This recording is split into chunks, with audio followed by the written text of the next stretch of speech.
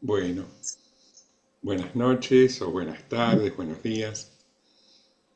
Este, lo que quiero compartir ahora, unos minutos nomás, es una breve reflexión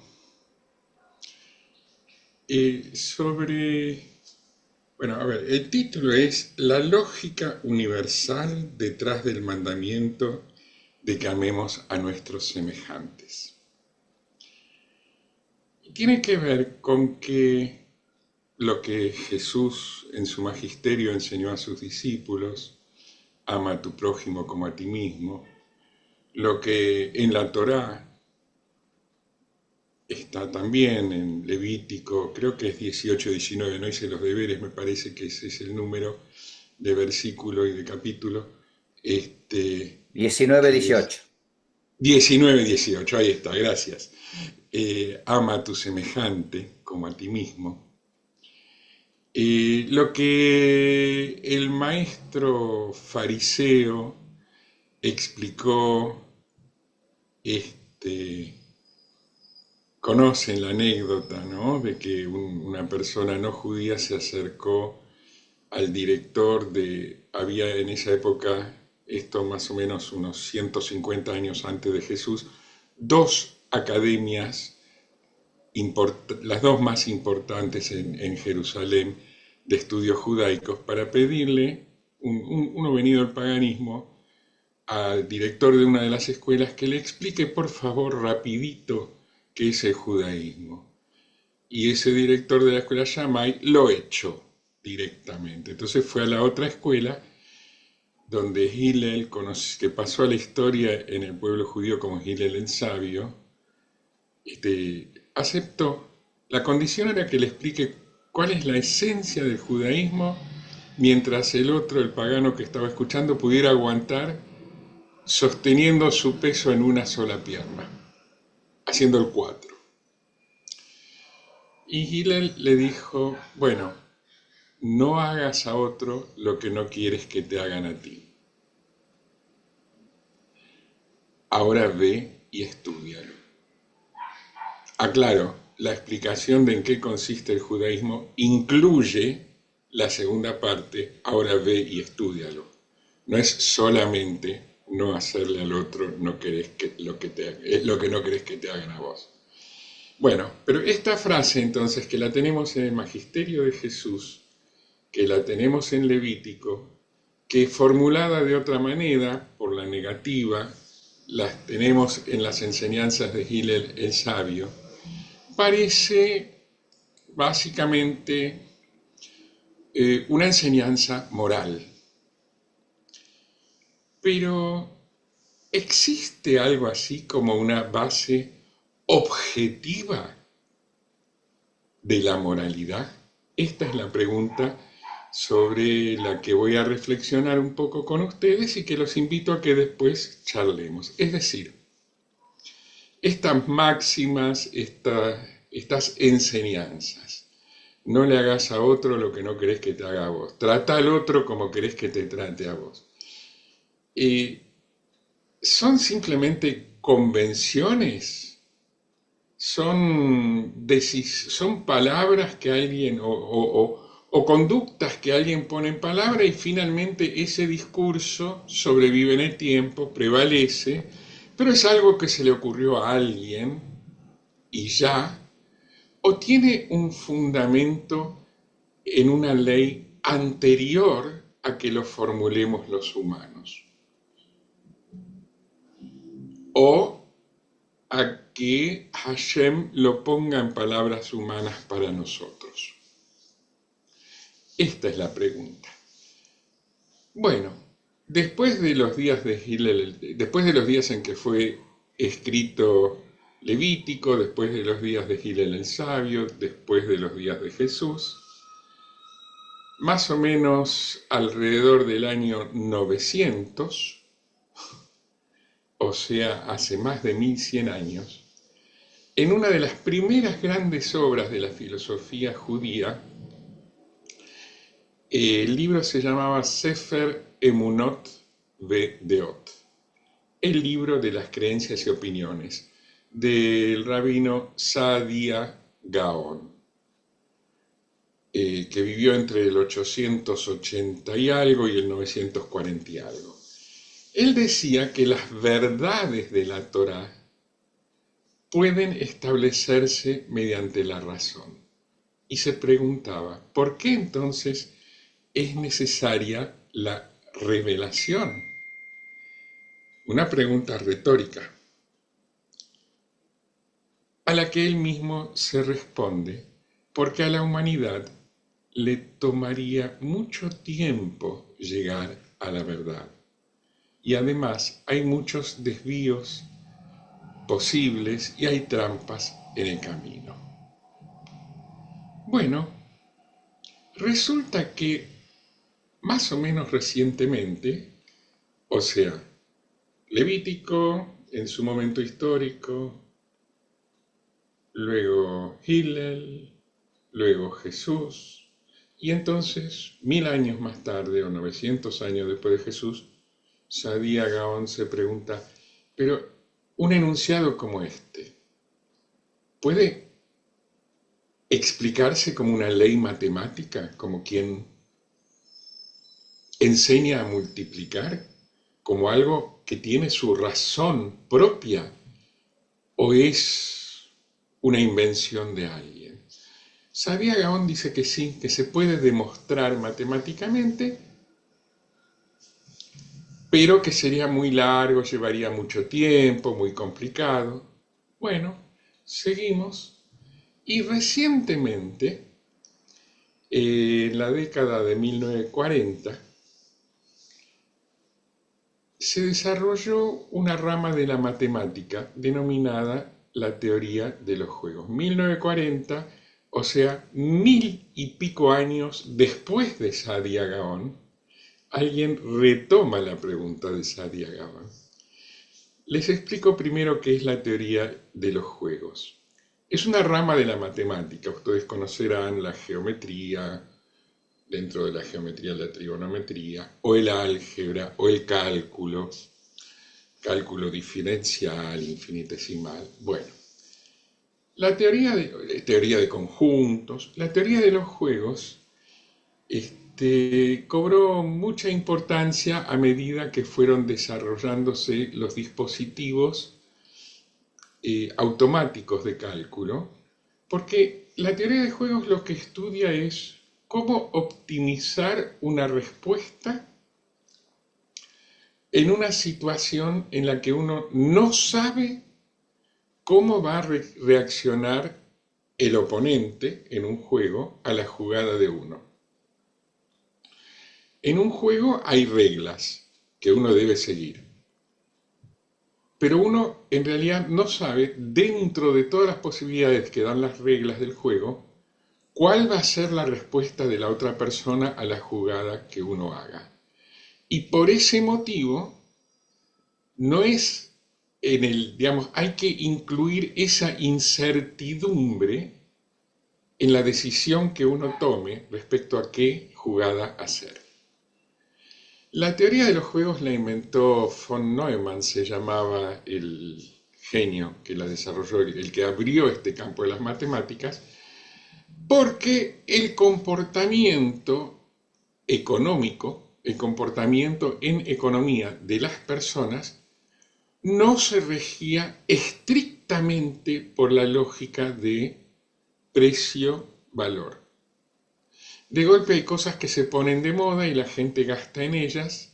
De golpe hay cosas que la gente cree que van a subir de precio y las compra mucho más allá de lo que necesita para cubrir sus necesidades. Entonces hay conductas en las que el intento de medir y predecir la conducta de las personas no funciona para la teoría económica, a menos que se tenga en cuenta lo que enseña la teoría de los juegos. Y entonces, este autor, John von Neumann, 1903-1957 vivió. Eh, en síntesis, entonces, es un intento de dar una representación matemática exacta de las elecciones que se toman, sea un individuo humano o sea una computadora, lo mismo da, pero que se toman en condiciones de incertidumbre. Y en el año 1950, von Neumann, como parte de los desarrollos, muchos desarrollos que hizo en este sentido, que luego se usaron y se usan y se usarán en computación, en la informática, para generar algoritmos, etc. Bueno, von Neumann produjo una paradoja, la más famosa de sus obras. La versión original de la paradoja, ya sé que les parece que por ahí esto con teología, con estudios bíblicos, pero denme crédito unos minutitos y van a ver que llegamos. La paradoja de von Neumann es esta. Imagínense a dos personas que son arrestadas por la policía bajo sospecha de haber cometido un crimen. El problema es que no hay evidencia suficiente para inculpar o condenarlos por el delito mayor, sino solamente por un delito menor como el de resistirse a la autoridad o ocultar evidencia o algo por el estilo. Pero no hay evidencia suficiente y entonces a la policía se le ocurre un juego al que van a obligar a jugar a los dos arrestados. ¿Para qué? Para motivarlos o animarlos para que se delaten o acusen mutua y recíprocamente. Y el juego es así. Primero los separan y ahí entra la incertidumbre, para que ninguno de los dos sepa qué va a hacer el otro. Y luego les plantean a ambos lo mismo. Le dicen, mira, si tanto vos como tu compañero no confiesan haber cometido ningún delito, ambos van a recibir una condena mínima por ocultar evidencia. Pero, si ambos confiesan haber cometido el delito, bueno, van a recibir una pena mucho más importante. Ahora, eso sí, si uno de los dos, por ejemplo vos, declara no haber hecho nada y que el otro tampoco hizo nada, pero el otro sí lo acusa, el que es acusado por su compañero va a llevar toda la carga de la pena más pesada por haber además mentido. Entonces la situación es así. Si vos denunciás a tu compañero de que el que cometió el crimen es él y él te denuncia a vos, bueno, tienen los dos, digamos, vamos a ponerlo, traducirlo a pesos, a dinero, para que sea más comprensible. Si ninguno de los dos confiesa haber hecho nada, tienen que pagar una multa chiquitita de 100 pesos cada uno, o de $1 cada uno, pero si uno de los dos acusa al otro de haber cometido el delito y no dice nada que el primero haya hecho nada, el que es acusado va a tener que pagar $100.000 de multa. Si ambos se acusan mutuamente, van a tener que dividir esa multa de 100.000 entre los dos, 50.000 cada uno. ¿Y qué dice la teoría de los juegos?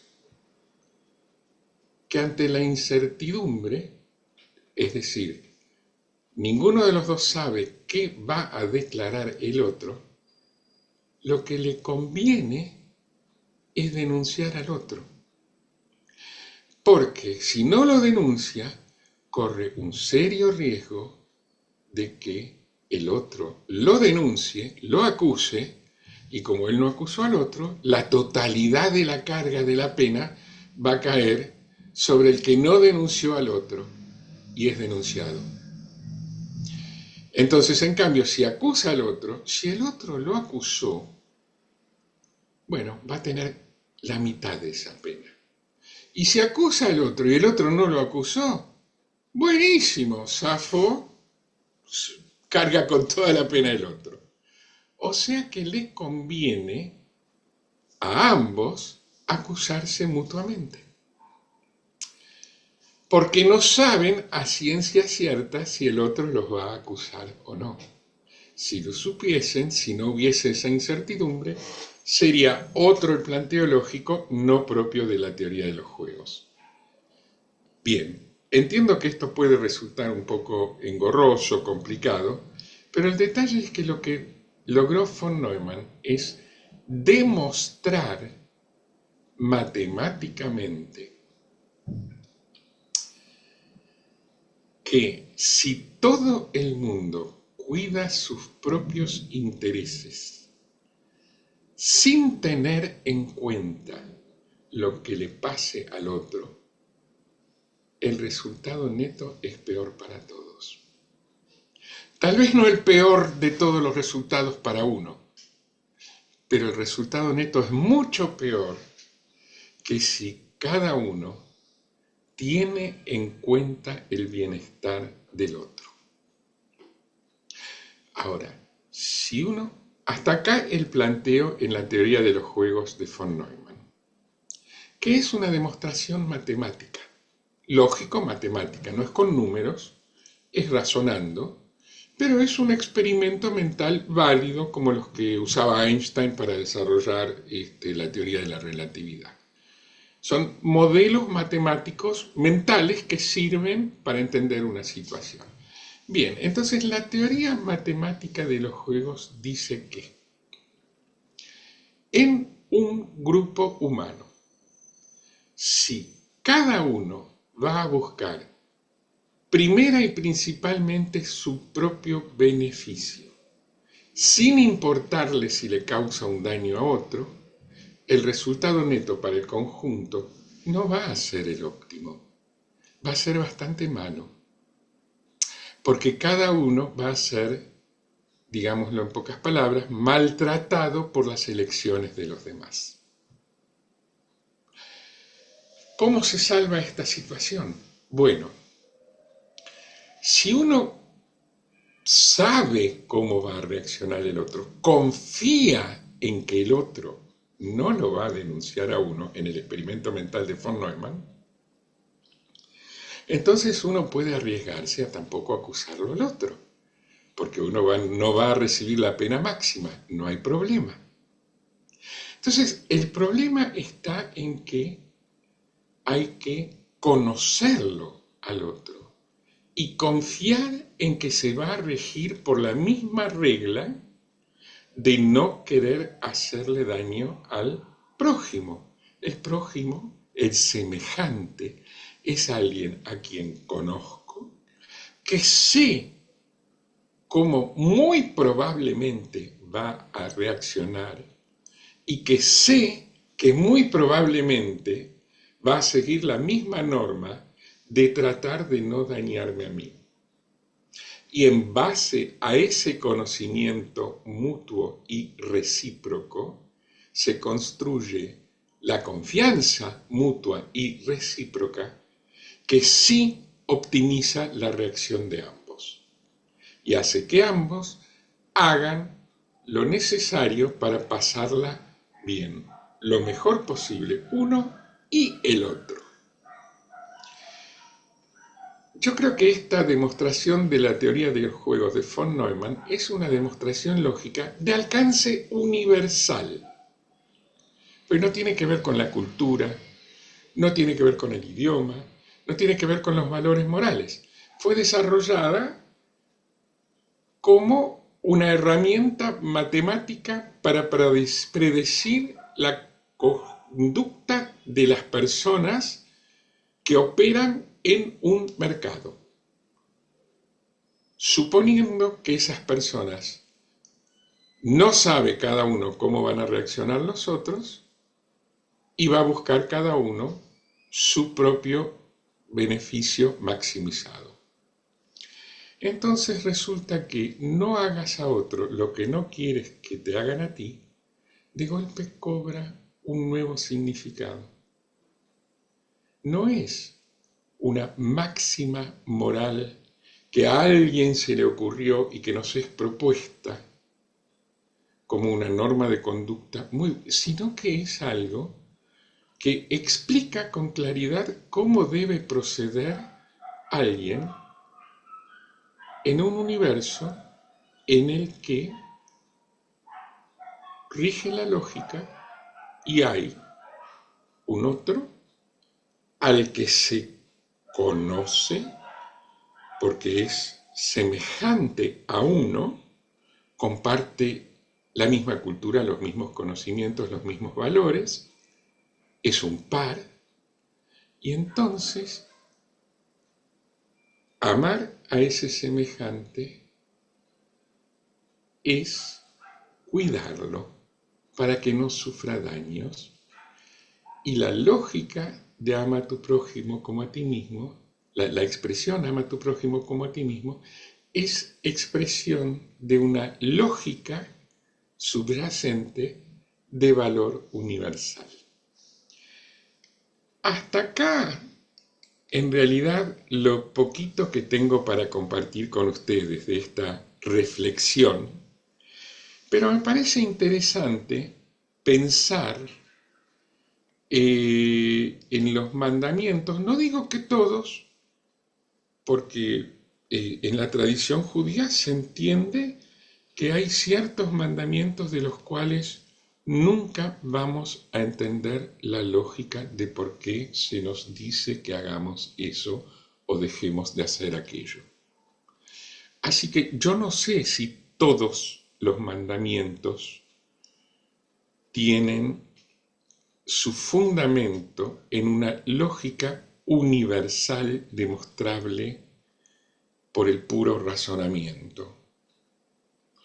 Como decía Saadia Gaon, tampoco sé si él se refería a todos los mandamientos o solo a algunos, pero al menos este en particular, el de no hagas a otro lo que no quieres que te hagan a ti, o ama a tu semejante como a ti mismo, me parece interesante pensar que tiene un fundamento lógico que va más allá de ser la enunciación de una propuesta y nada más, sino que en realidad es una ley, si se quiere, del universo. Me pareció interesante este puente, ya que estamos en un diálogo interconfesional, entre el pensamiento religioso y el pensamiento científico, en el caso de este mandamiento.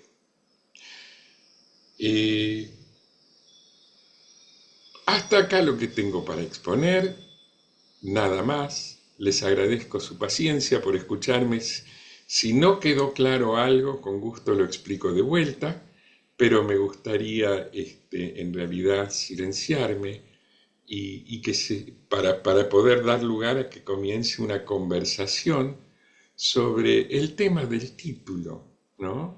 Es decir, las leyes que nos propone o nos manda la Torá o el Antiguo Testamento o el Nuevo Testamento o el Tanaj en general, esas leyes nosotros estamos acostumbrados a recibirlas como la palabra divina, y por eso ya es válida y no se discute. Pero podría ser que en algunos casos esas leyes simplemente sean de hecho las leyes que rigen el comportamiento del universo, así como la ciencia estudia en otras áreas que no son la conducta humana, las leyes que rigen la conducta del universo con su propia lógica. Esta fantasía filosófica, si quieren, es lo que quería compartir con ustedes. Gracias por su atención. Y me silencio y los escucho a ver si los estimula a opinar, pensar, decir. Yo la veo a Elsa ahí, ya me pongo un coordinador, ya voy saliendo del rol de disertante, la veo a Elsa ahí que le hierven las ideas en la cabeza, tomó nota, reflexionó, discutió consigo misma. Cuando estés lista, Elsa, te doy la palabra, ¿eh? Bueno, para no perder la costumbre, arranco así. Los demás tienen el espacio propio para sus propios aportes. Adelante. Muchas gracias por tu ponencia, realmente interesante. Pero yo lo asociaba un poco con la visión sociológica. Me hizo acordar un poco a Berger y Luhmann. Es un poco aquello de vuelve a empezar, cómo se conforman las normas, cómo hay una explicación sociológica de cómo se dan las normas de convivencia, porque en definitiva, desde un punto de vista, todo el contenido bíblico está transmitiendo pautas de conducta, aparte de todo el universo de la fe, pero nos está diciendo cómo conducirnos. Y ese conducirnos tiene que ver con nuestra naturaleza humana. La Biblia no nos dice coman hierro, sería imposible. O sea que nos está dando los aportes lógicos o necesarios para sobrevivir en la convivencia. Entonces, imaginémonos a una persona que ve a otro actuar y ve que repite su conducta y se dice, XX vuelve a empezar. Y él copia esa misma conducta. ¿Por qué? Porque él es válida para convivir. Voy a un ejemplo muy práctico. Veo que pone la mano en el agua, en el riacho y agarra un pescado y come. Ah, eso es bueno, nos sirve para sobrevivir. Entonces, ¿no será bueno que lo comparta? Es un poco como van surgiendo desde lo humano las normas de convivencia. Es ver cómo actúa el otro y yo lo incorporo en mi vida y poco a poco se van incorporando. De hecho, lo primero que aparece como norma son los refranes. Ahí aparecen normas que después se traducen en hay no títulos, en textos. Se traducen en textos y se transforman en normas. Y esas normas van a después transformarse en leyes. Y esas leyes van a transformarse en las constituciones de un país. Se supone que la constitución del país está transmitiendo las normas mejores para convivir. Entonces, tu planteo desde la teoría de los juegos, muy válida.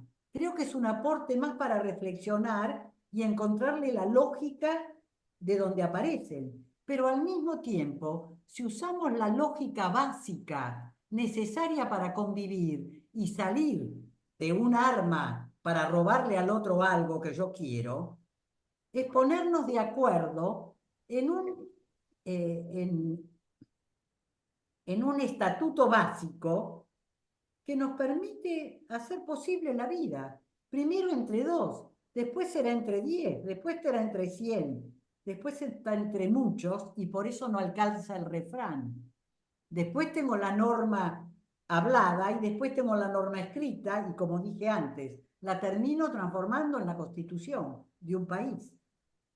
Creo que está dentro de la lógica de los juegos que vos estableciste, pero creo que es una lógica humana también, humana de resolución para poder sobrevivir, que no se oponen. Tu aporte por ahí lo enriquece desde otro lado, pero la sociología se lo explica también desde esa manera, no con la lógica matemática, con la lógica práctica de poder sobrevivir.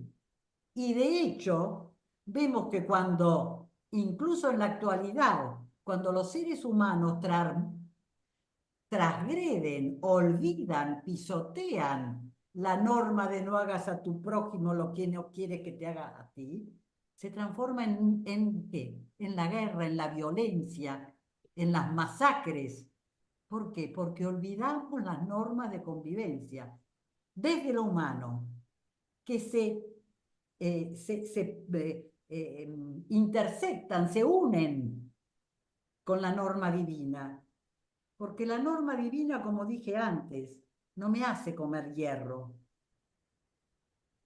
me hace comer trigo, me hace comer pan. Bueno, es un poco lo que quería decir. Es confluencia de pensamientos, pero creo que nos lleva a lo mismo. Yo creo que hay una lógica universal para la conducta moral. Claro que la hay, porque si no, no hubiéramos sobrevivido después de Adán y Eva. Así como Caín mata a Abel y el Abel hubiera matado a los que le siguen. Hubo una lógica de convivencia y que obviamente con la visión religiosa, bueno, tenemos la saeta que nos lleva a la trascendencia. Hasta acá mi pensamiento por este momento. Y gracias otra vez, Marcelo. Gracias a vos, Elsa.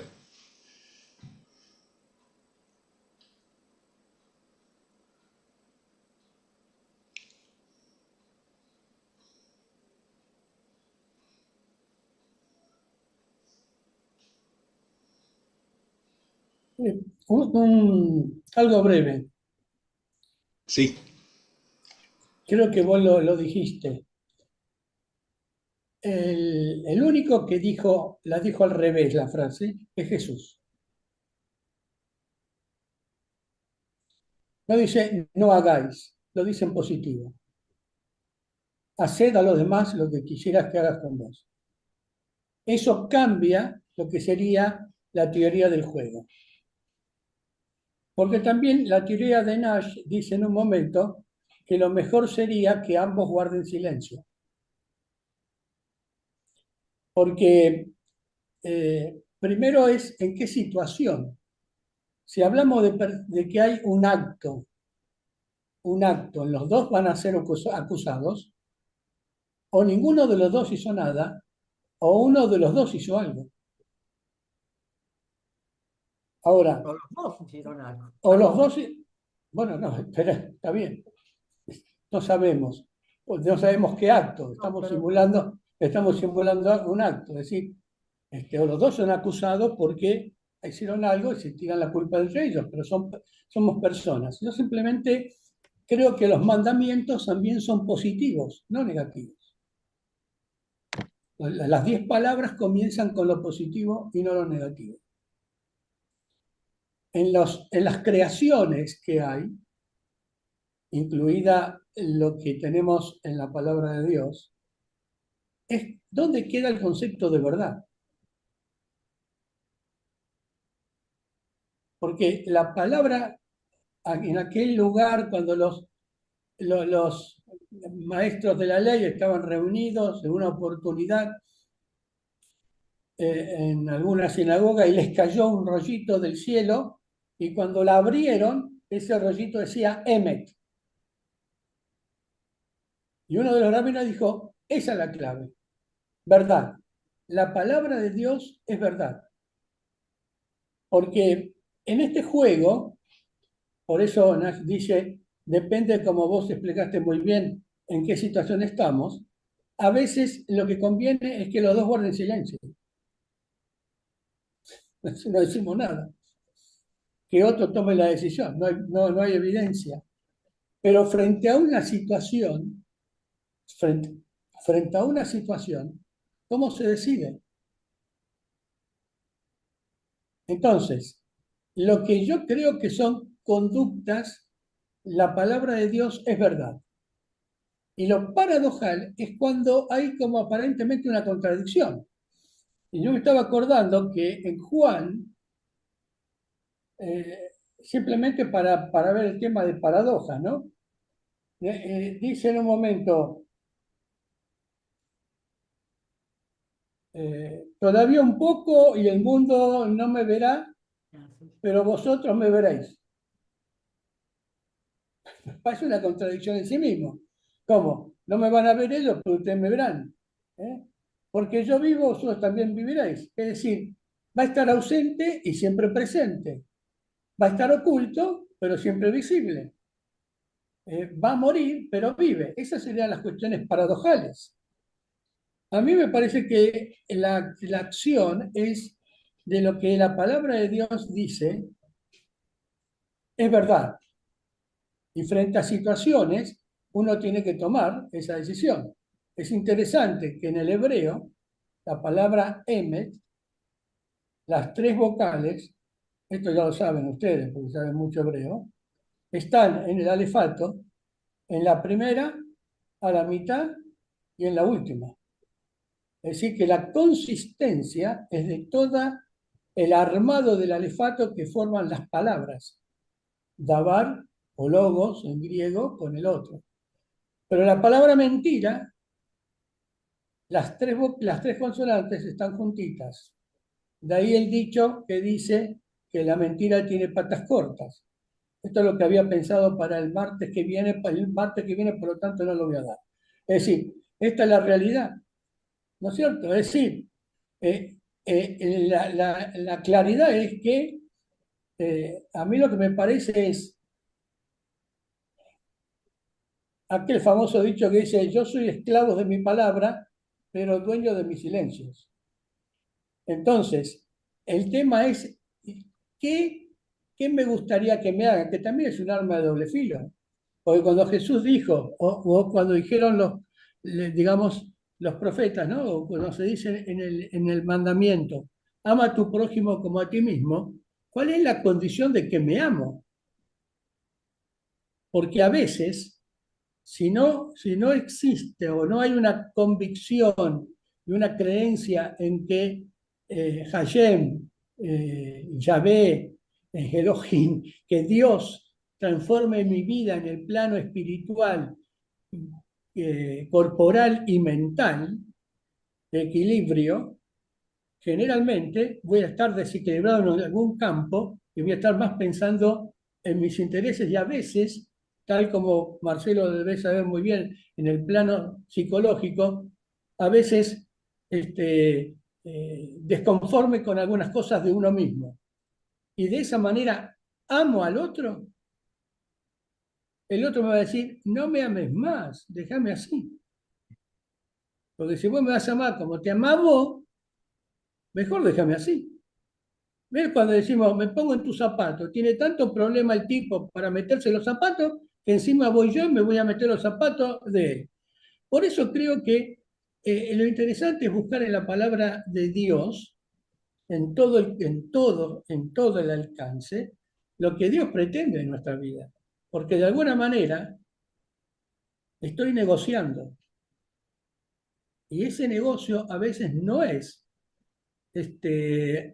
leal. Porque yo estoy diciendo, si digo esto, me favorezco y se favorecen. Pero ¿dónde está el concepto de verdad frente a un acontecimiento? Yo creo que, como estos rabinos dijeron aquel día, abrieron el rollito y dijeron, Emet, ¿no? El sello de Dios es la verdad. Y a veces tengo que asumir la verdad, aún en las condiciones de mi vida. Pero eh, a ver si no complico tanto la situación. ¿Ustedes se acuerdan de esa experiencia que fue real? Está en una película que se llama I como Ícaro, en donde en una universidad quieren ver cómo reaccionamos frente a una situación extrema y pusieron a una persona en donde tenía incorporado ¿Cómo? Milgram, Milgram. cables con electricidad. Espera tu Milgram. ¿Cómo? Milgram. Experimento de Milgram. Exactamente, perdón, no escuchaba bien. Entonces, llamaron a uno que le iban a dar un dinero, ¿no? Iba haciendo preguntas. Y preguntas simples. Le decían, ¿cuánto es 1 más 1, por ejemplo? Y ella iba a decir 2. Pero después se fueron complicando. Y entonces tenía que elevarle la corriente. Ahora, ¿cómo termina? Ustedes ya lo saben, porque no estoy diciendo nada que no conozcan. Algunos terminaban matándolo y diciéndole, pero por favor, pensá, pensá, pensá. Es decir, lo que tendría que haber hecho esa persona es renunciar a eso. Es decir, en la condición humana, en cada uno de nosotros, está todo lo que es lo que Dios puso en nosotros y el respeto hacia los demás. Por eso es interesante que el único que lo dijo en forma positiva, que ya estaba en los mandamientos, fue Jesús. No, no estoy diciendo nada de Gilel, que tengo el más profundo respeto por él y conozco las escuelas, la de él y la de Yamase, pero quiero decir que él dijo, hagan a los demás lo que quisieran que hagan con ustedes, pero en el concepto de que nosotros tengamos una sana vida en lo espiritual, en lo corporal y en lo mental. Si no, es probable que hagamos daño.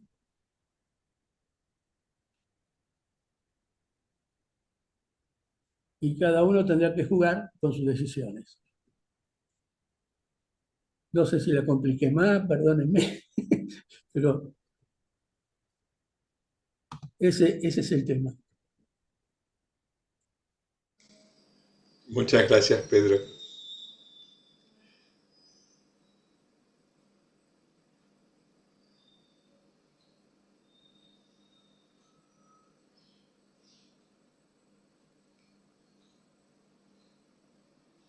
Sí, Jaime, pero estás silenciado, muteado tu micrófono. Ahí está.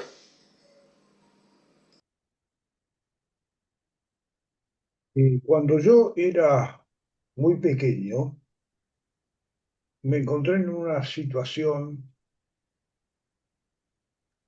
donde una persona, otro chico, me decía, ustedes adoran al, a los porcinos.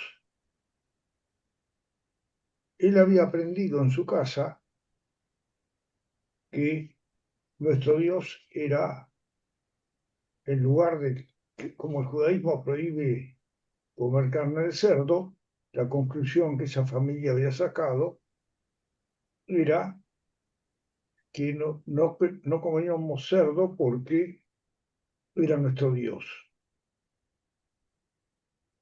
Y cuando normalmente en la ciudad de Buenos Aires uno se encuentra con tantas personas que suponen algo, es decir, personas cultas, etcétera, que mejor no meterse, porque meterse es entrar en problemas, tener que andar explicando por qué decidimos que no hay que agredir al otro. El solo hecho de manejarse con un criterio mínimamente de educación cambia las personas con las cuales uno se cruza. Ahora, encontrar un lugar en esta metrópolis impresionante que vivimos o en este continente en que nos encontramos, donde la gente se encuentre para escuchar al otro, ya es un éxito increíble. Podemos no estar de acuerdo en un montón de cosas sobre cuál es la mejor conducta ante las situaciones, pero estar en un lugar donde se analice la verdad o por lo menos la aproximación más cercana a vivir en paz y de acuerdo a las reglas de la religión judeo-cristiana, ya es un éxito notable. No es tan fácil. Así que yo agradezco estas conversaciones que además de ser filosóficamente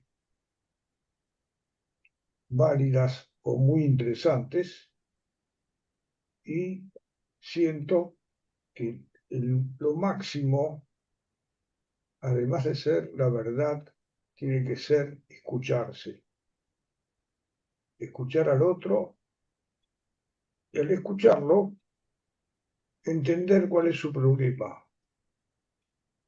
Cuando uno aplica eso en su vida cotidiana, les aseguro que es sumamente productivo. Logramos un respeto uno hacia el otro y la ayuda uno hacia el otro, que no es lo normal en esta ciudad y en este país. Hay una aproximación de respeto que es superior a la norma. Entonces nosotros tenemos este centro donde no estamos de acuerdo en la cantidad de cosas mínimas, pero respetamos la opinión del otro y respetamos que queremos decir la verdad. No queremos decir mentiras para convencer a nadie. Esa es la gran herencia de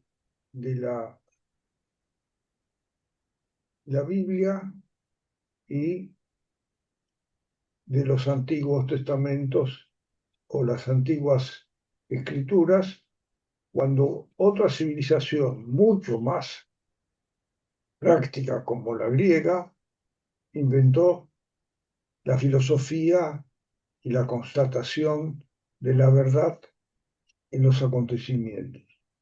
Así que muchas gracias por lo que escuché hoy, y si lo aplicamos, que creo que la mayoría de nosotros que estamos reunidos sentimos la necesidad de aplicar, aunque no lo hubiéramos escuchado, pero sentimos la necesidad de ver al prójimo y de ver la verdad. Y si nos equivocamos en un detalle, no es importante. Lo importante es el respeto que surge de todas estas cosas que hemos escuchado. Gracias.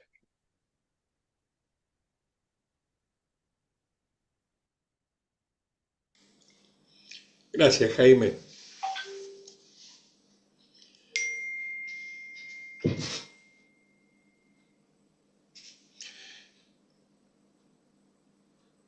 Marcelo, permítame darles una experiencia.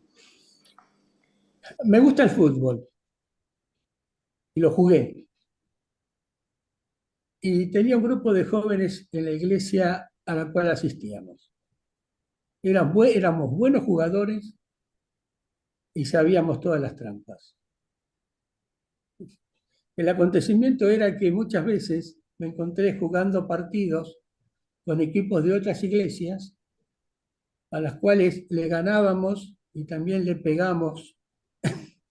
Y yo después a la noche tenía que dar la reflexión espiritual en sus iglesias. Una de las cosas interesantes es que ustedes saben, y creo que Marcelo vos lo podés explicar muy bien desde tu especialidad. ¿Queremos conocer a alguien? Empecemos a jugar. Hagamos algún juego. Lo podemos hacer aquí nosotros mismos. Es decir, lo único que nos va a salvar es que ahora somos cuadraditos. Pero si tuviéramos todos presentes y hiciéramos un juego, ahí vamos a ver cómo afloran algunas cuestiones. Cuando llevé a estos jovencitos a jugar un partido contra un equipo de una iglesia hermana, en la cual los consejeros eran representantes de su iglesia. Bueno, no terminamos el partido. No lo pudimos terminar, porque que me hiciste foul, que me pegaste, que no me pegaste, que esto, que aquello, que lo otro. Y salieron y afloraban conductas en donde se metieron los asesores que eran responsables de la iglesia. tuvimos que irnos. Y uno después pensaba, cuando el referee sonaba el silbato y decía full, me daba vuelta y decía, no le hice full, no le hice full, lo tiré, no le hice full. Pero internamente sabía que le había hecho full. Sí. Y él, cuando a veces se tiraba, e internamente sabía que yo no le había hecho full. Entonces, ¿qué hacemos frente a esa situación? Van aflorando cosas y a veces sucede en esto. Sería interesante entre nosotros, a veces, yo soy consciente, es real lo que dijo Jaime, a veces en algunas cosas que escuchamos y que a veces las escucho, no que fueron mal dichas, sino yo las escuché mal, pueden aflorar en mí alguna actitud con respecto al otro y viceversa. ¿Bien? Por eso, este, pidámosle sabiduría a nuestro Padre para poder siempre tener presente esto, ¿no? Hay muchas personas caen en una desesperación o fatalismo emocional porque no se aceptan a sí mismas y a veces, como vos explicaste muchas veces, este, hay que equilibrar estas cuestiones en nuestra vida y el único que las equilibra es Dios. De esa manera podemos entonces eh, hacer a los demás lo que quisiera que hagan conmigo. Disculpen, me silencio y no.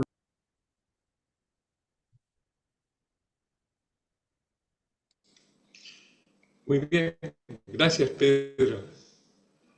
Joel, sí, adelante, te Bueno, escuchamos, Joel. ante todo, muchas gracias por tu exposición. Quiero recordar algunas cuestiones. Es- Primero, de que la teoría de los juegos que yo conocí eran del profesor Thomas Schilling y el profesor Neumann, de la Universidad Hebrea y de la Universidad de Harvard. Este, y tengo libros acá sobre la teoría del juego. Ahora bien, ¿quién es mi prójimo? No me interesa, eso es que pregunta Lucas en 10:29. Pero este, lo que Romanos dice, si tu enemigo tuviere hambre, dale de comer, y si tuviera sed, dale de beber, porque ascuas de fuego pondrá su cabeza. No es que los vas a hacer amigo, lo vas a combatir de esa manera. Poner agua de fuego en la cabeza es quemarlo, ¿no? Enseñanza de Jesús. Este, Así que tengamos para dialogar. Después, no se olviden de que la humanidad, como vos decías, de que está dividida por lo menos en cabritos y en ovejas, y toda una zoología que hay entre ellos, en perros, etcétera, etcétera. Y no son prójimos de las ovejas. También tengamos en cuenta eso, porque hay que combatirlos. O nos quieren combatir nosotros y tenemos que defendernos. Así que también hay que tener en cuenta, porque las Sagradas Escrituras son es lo más sabio que hay y nos están dando señales, nos están enseñando cómo comportarnos también. No solamente ritualmente o cultualmente, sino también en la realidad nuestra, ¿no? Este, eh, Después, eh, bueno, no todas las culturas tienen el amor al prójimo. El hinduismo, por ejemplo, es amarte a ti mismo, como, ¿eh? Es desconectarse del prójimo, porque la salvación viene, llegar al Dharma, a la salvación, al máximo, es a través del conocerse a sí mismo, a través de la técnica del yoga, no como conocemos acá nosotros, que es una palabrita, sino que hay varios niveles, y que ese es el objetivo del politeísmo hindú o asiático, si quieren. También tenemos que tener en cuenta esas cosas.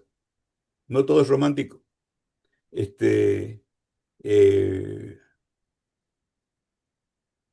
Además, la religión esa prohíbe al que quiere llegar al Dharma, a la salvación, al Satori, como los chinos, este, prohíbe intervenir en la historia, no ayudar al prójimo, porque ayudar al prójimo es conectarte con el karma de él.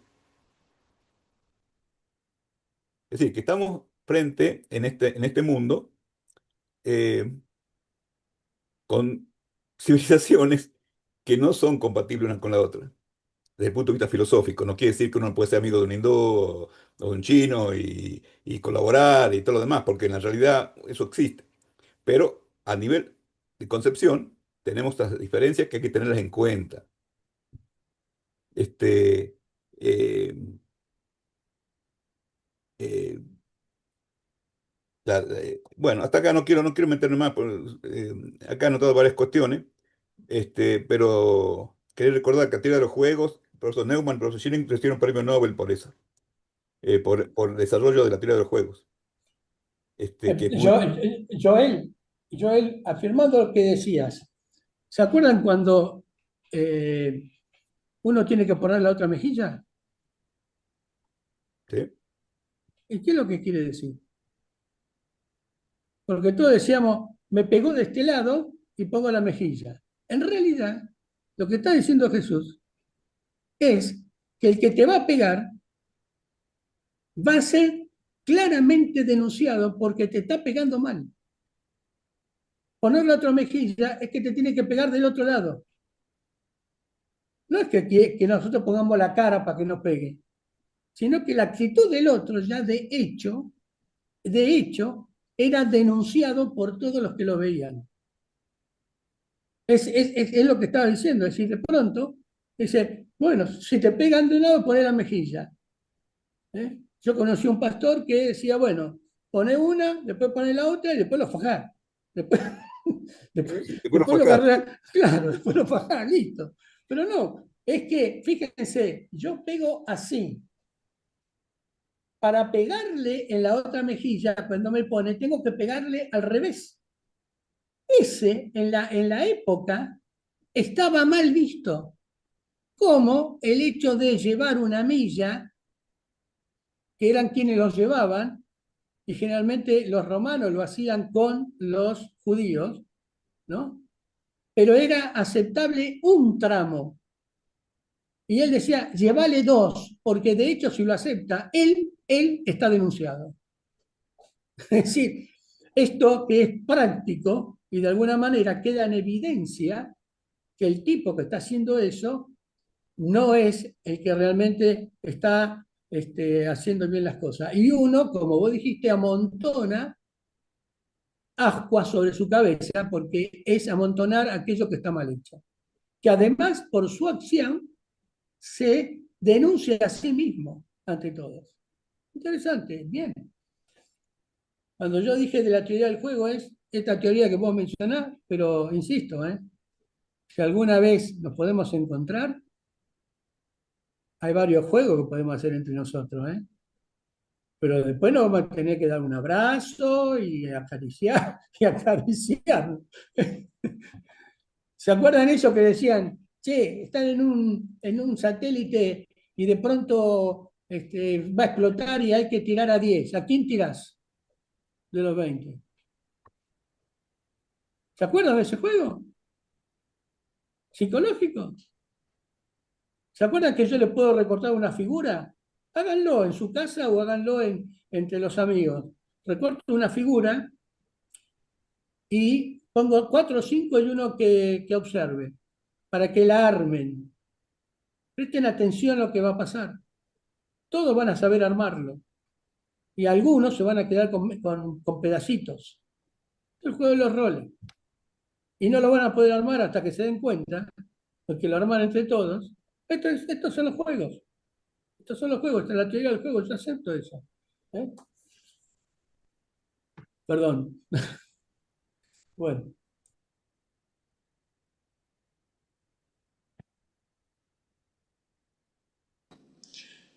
Ok.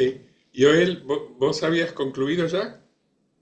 Sí, sí, no, quería recordar de que la teoría de Milgram Neumann. es la, Ah, la obediencia a órdenes criminales, que se hicieron en muchísimas universidades, bueno, estudiantes universitarios. este, la gran mayoría, y no quiero entrar en qué países hubo más porcentaje que en otros, pero eh, reaccionaban de que obedecían a las órdenes criminales, apretaban el botoncito, haciendo sufrir al prójimo. Y cuando le preguntaban, ¿por qué hiciste eso? Entonces a Milgram lo metieron, casi lo meten preso y lo echaron de la universidad por hacer sufrir al que hizo eso. Totalmente, Eh, totalmente. bueno, para completar el tema este de la audiencia ahora de los criminales. Pero es un tema muy interesante. Este, así que, bueno, hasta acá nomás. Nada. Sí, sí, Marcelo. Sí, sí, ¿quién levantó la... No, no, no vi. Gracias, gracias, Joel.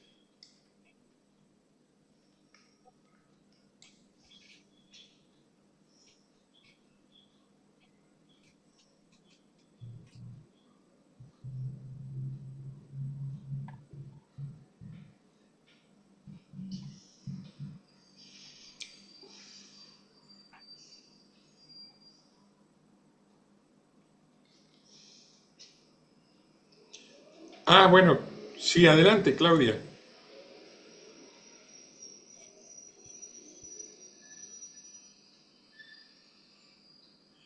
No, no te oímos porque está muteado todavía.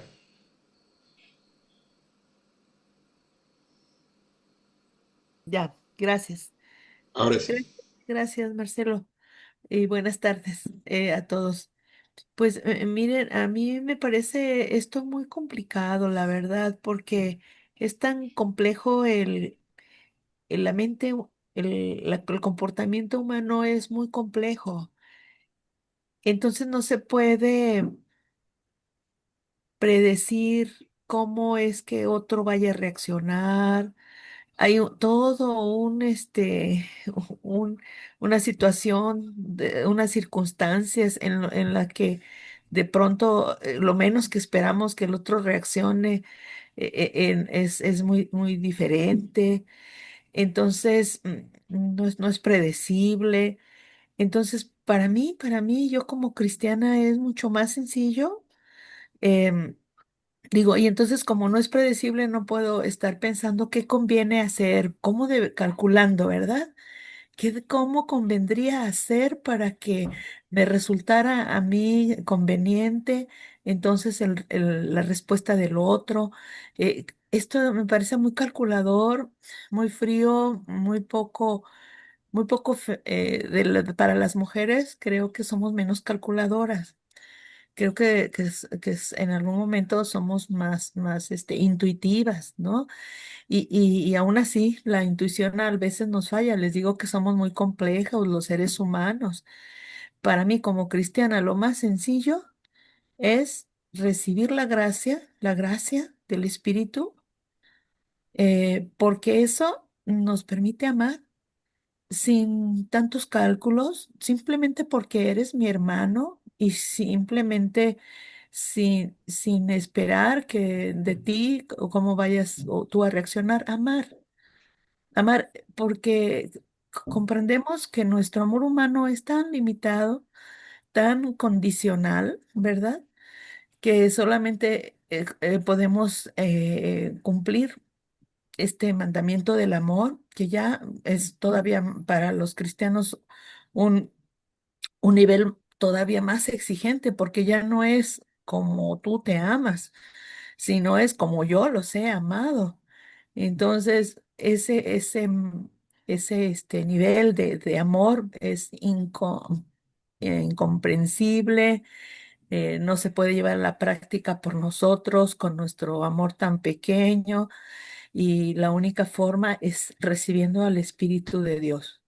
Y con el Espíritu de Dios se potencia todo esto que nosotros hacemos con nuestro amor humano, alcanza unas medidas tan grandes que solamente pueden ser atribuidos es un amor sobrenatural que solamente lo explicamos porque viene de Dios. Es el amor que tienen los santos, el amor que quienes han dado la vida por los demás, es lo que han experimentado en su corazón. Y entonces es lo que Creo que puede servirnos más, tal vez más que, que calcular, ¿verdad? Recibir el amor de Dios para poder avanzar realmente. Gracias. Eso es mi comentario. Gracias.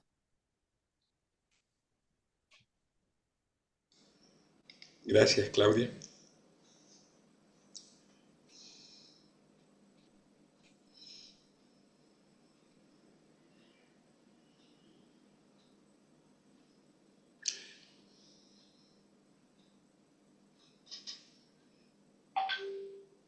Daniel, eh, Ahí estoy. ahí está.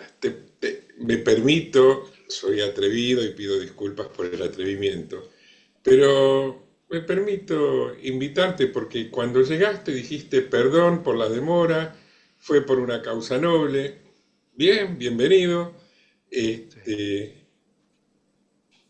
¿Tienes ganas de compartir algo?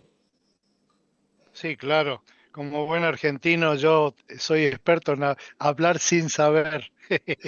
Así que ignoro tu presentación, por lo que veo.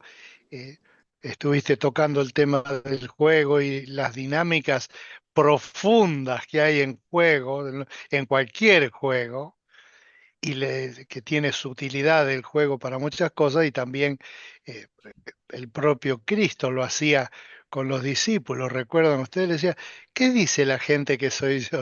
Cuando te querés acordar esa pregunta en juego, estabas hablando tu declaración más trascendente de fe que podía haber, y es obvio que una persona en alguna circunstancia extrema es donde revela en forma extrema también sus creencias. Y mientras escuchaba los primeros comentarios, estuve ayudando a un muchacho de la iglesia que distribuye artículos para kioscos y almacenes. Se le rompió la camioneta y fuimos a buscar un pedido y llevarlo a un geriátrico que lo necesitan con cierta urgencia, y llegábamos tranquilos para el Zoom y no pudimos llegar, y les pido disculpas. Me hicieron acordar, apenas empecé a escucharlos. Luego voy a escuchar tu presentación en la grabación, Marcelo, de una anécdota que escuché cuando estábamos en el seminario en aquellos años de, de la cortina de hierro. ¿Se acuerdan ustedes? Especialmente en Rusia. Un misionero nuestro, bautista, fue a predicar a una iglesia en Moscú. ¿Se acuerdan que eran tiempos donde había una represión muy grande sobre cualquier tipo de culto en Rusia? Y este americano, acostumbrado a un ambiente de libertad de expresión total, comenzó a predicar en inglés y lo traducía a un ruso, al ruso. Y este arrancó diciendo, le doy gracias a Dios por ustedes, que son cristianos, acá en Rusia, bajo esta dictadura tiránica que tienen que sufrir. Y el traductor dijo algo como, «Белецкий, крестьяне, y lo que estaba diciendo es, yo le agradezco a Dios de la fe de ustedes que en cualquier circunstancia se manejan bien. Y oramos», decía el americano, «para que sean liberados de esta tiranía y que puedan vivir en plenitud los derechos que Dios nos ha dado y que hay que saber interpretar». Y el otro le traducía al ruso, «Y estamos contentos de que tengan ustedes esta libertad de estar esta mañana en el culto y poder profesar la profunda fe en Dios que tenemos». Todo el mensaje fue así. El traductor le iba dando vuelta lo que este hombre decía al ruso. En la congregación no había gran cantidad de gente que hablara inglés en aquella época, y uno que sí sabía hablar inglés y ruso, cuando terminó el culto se acercó, porque todo eso era bajo supervisión de la KGB y eso, y le dijo, «Vos no estuviste traduciendo bien». Y este en voz baja le dijo, «No, el que estaba predicando mal era él», dice. Y hay ahí una cuestión que para mí es muy importante porque la experimenté visto yo personalmente como una dificultad de la vida, y es que los cristianos tendemos, nosotros, y los judíos supongo también, tendemos a ser medio cranky, como dicen en inglés, ¿no? Es decir, que nos trabamos en algunas cosas, y quedamos trabados ahí como una caja engranada con cosas que rozan las convicciones y la honestidad y ese tipo de cosas. Entonces, por ejemplo, tenemos eso, de que en un juego nos cuesta trabajo distinguir cuándo estamos jugando con un fin lúdico y cuándo se ha convertido en una competencia a muerte el gladiador contra los leones, que uno va a morir ahí en el intento o el otro, no, no hay alternativa. Y esa forma futbolística, si me permiten, de ver, para mí era una decepción de niño. Por ejemplo, ver que un líder de la iglesia jugando al fútbol le gritaba a otro, no que lo insultaba con mala palabra. El solo hecho de que lo grite, cuando yo lo conocía siempre en el ambiente culto donde todos cantábamos y orábamos y comíamos juntos masitas y té y éramos todos divinos, bien olientes y prolijos en la forma de hablar, y de repente en un campo de césped donde se respiraba el aire puro y la libertad, ahí nos convertíamos en enemigos mortales. En esos campeonatos que hace referencia Pedro hace un ratito, que se hacían, los que se hacían acá en Córdoba, en Villa Bautista, acá en Villa Giardino, el pastor eh, Church, Pablo Church, que fue ministro de Educación de la provincia de Misiones y todo, vive todavía, es un fiel cristiano, muy macanudo.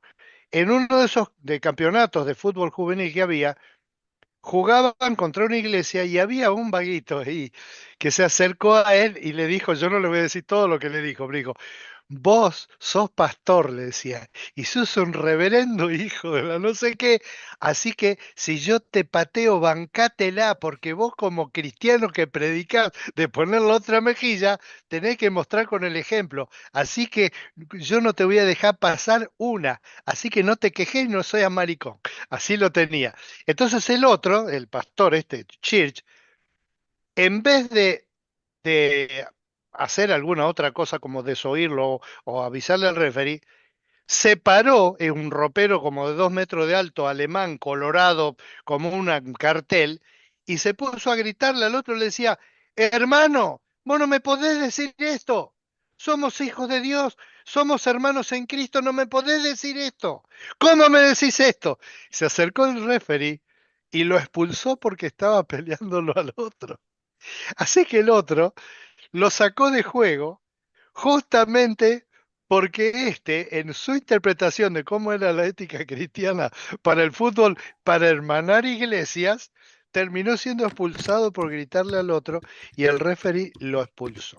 Y para mí lo que revela eso es que fuera de que esos torneos realmente, todos los que yo he conocido, era raro el que terminaba bien, justamente porque revela lo peor de nuestra carne, lo mismo que cuando se reparte cosas, cuando se dan cosas.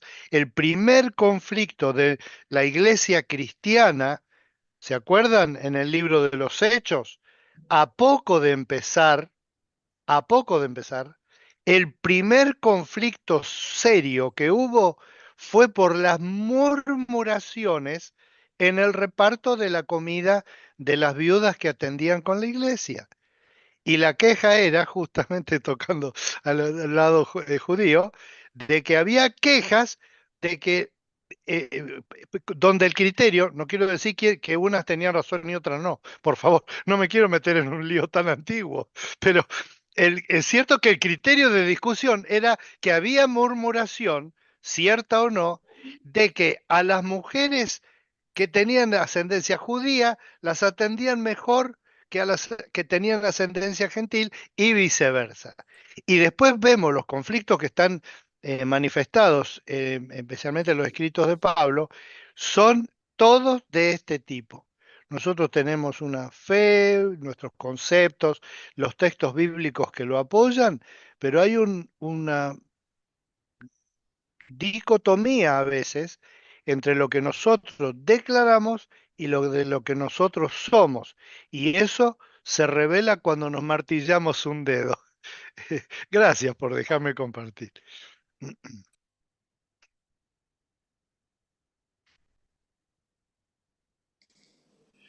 Bueno, gracias, Daniel. Y no sé si quieren aportar algo, Marcelo, Bazán, Lucas Bergliafa, María Victoria, Francisco Coco Galindo, Jaime Wilfredo Peña, Pimpa Llenó, Jorge Masitelli, que no los hemos oído, o Guillermo Zamudio, que no te hemos oído, Guillermo. No sé si alguno quiere aportar algo, porque si no, que los primeros sean los últimos y los últimos los primeros. Le voy a pedir a Daniel Gaidú si quiere conducir un rezo de despedida. Hasta la semana que viene. ¿Puede ser? Bárbaro. Gracias, Daniel.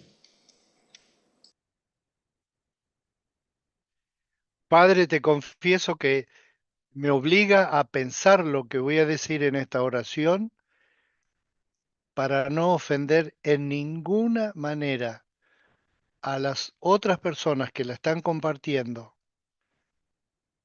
aunque no piensen igual que yo, sabiendo que tus oídos están atentos a la oración de cualquier persona en cualquier circunstancia que se dirige a vos.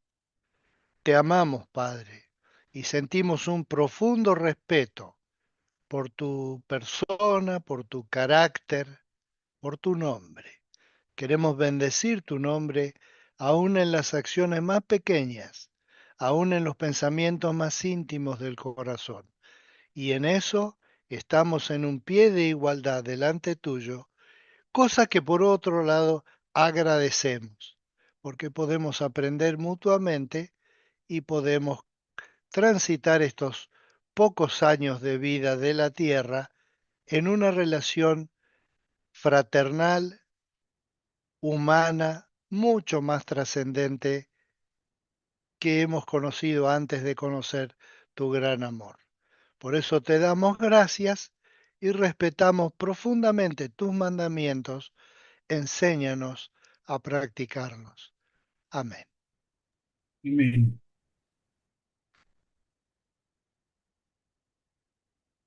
Shalom, saludos a todos. Shalom.